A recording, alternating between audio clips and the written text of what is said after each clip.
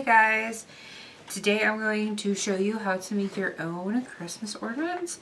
Here is one of them that I'm going to show you how to make. Here is a bat, and they're all glittery. Keep on watching if you want to see this tutorial, as well as keep an eye out. In the next few days, I'm going to post a giveaway where I will be giving away these ornaments, and the previous video where I make stockings, I'm going to be giving away those too.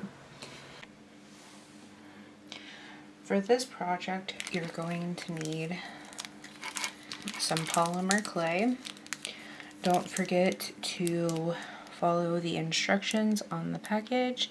Should be on top and on the side. Do not microwave this. You're going to need some sort of craft glue.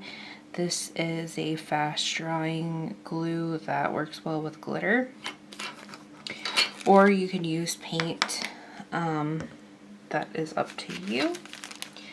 You're going to need some string or ribbon, whatever you'd like to use to hang it.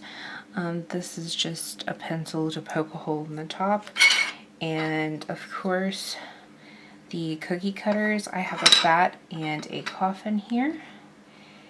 And a rolling pin. Now if you're going to use a rolling pin that you use to make food, make sure that you clean it very well. You could also use something that's tube shaped, like a Pringles can or something like that. Also, a good idea if you wanted to use a gingerbread man, maybe paint it as a skeleton, or they even have like ghost shapes and different things like that. You can paint it. So when you're working with polymer clay, if you're not familiar with it, you need to really work it with your hand and kind of make the polymer clay warm with your hand. This makes it more moldable and just easier to work with. This clay here says to bake at 275 Fahrenheit for 15 minutes. Remember to not over bake your polymer clay. It kind of does burn the clay just like it would if you were overcooking any food or whatever. So again, I'm working with the polymer clay. Hopefully you are familiar with making cookies, so it's going to be very similar to that. You don't want to make the clay too thin, otherwise it's going to cook quicker and burn easier and be a little more fragile. But when polymer clay is done baking, it's pretty sturdy.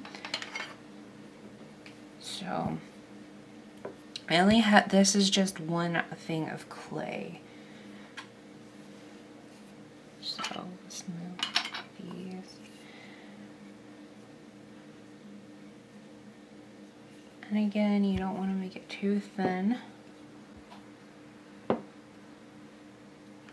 This is not an exact science. If there's like little lines and stuff in your clay, it's not a big deal. Especially if you're gonna put glitter on it. If you want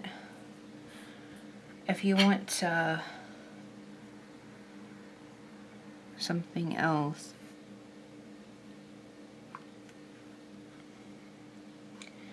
and just just like you're making cookies, just pull that from the side, take that out, gently lift it.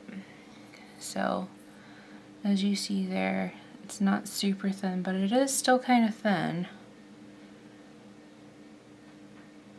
I'd say it's almost 1/2 inch. These are typically $1. You can get it at Walmart or Michael's. Most craft stores carry polymer clay. They might carry different brands. And a good bowl now. So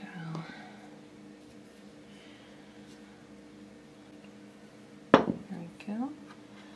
You might want to pick it up. Turn around, make sure it's not too thin.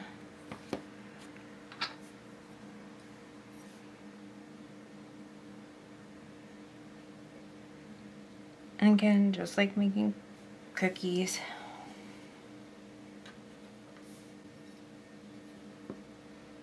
And there you go. I'm gonna make one more coffin, and then we will switch to some white clay. Whatever colors you want to use is completely up to you. Make sure that your work surface is pretty clean, even between switching colors, because I don't know if you can tell, my hands are kind of like gray and dirty from touching this clay. And try to get my fingerprints off of that a little bit.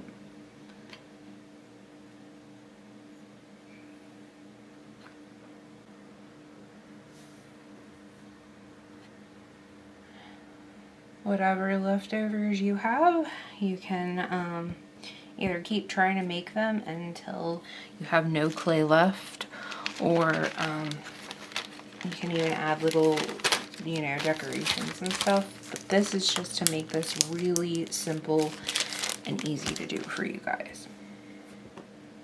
You don't have to be any sort of fantastic artist. So I'm going to switch to the white clay. I'm going to make a couple of probably a bat or two out of that, or try, and then we will bake them. And just follow the instructions and I'll show you what to do next. So here's the white clay. I've cleaned everything off. And just to show you one more time, and see, white picks up all sorts of stuff. It's kind of difficult to work with. However, I'm going to be covering this in some black glitter, and just a bit of the white will show through. Now we're gonna put holes in them. If you have a sculpting tool that you can use, that is definitely better than what I'm going to use. I'm not a sculptor. I don't really have any tools like that. Wherever you place your hanger is up to you. I'm gonna place it on the wing, just to make that a bit more simple. It's not going to be perfect. You may have to work with it a bit after it's dry.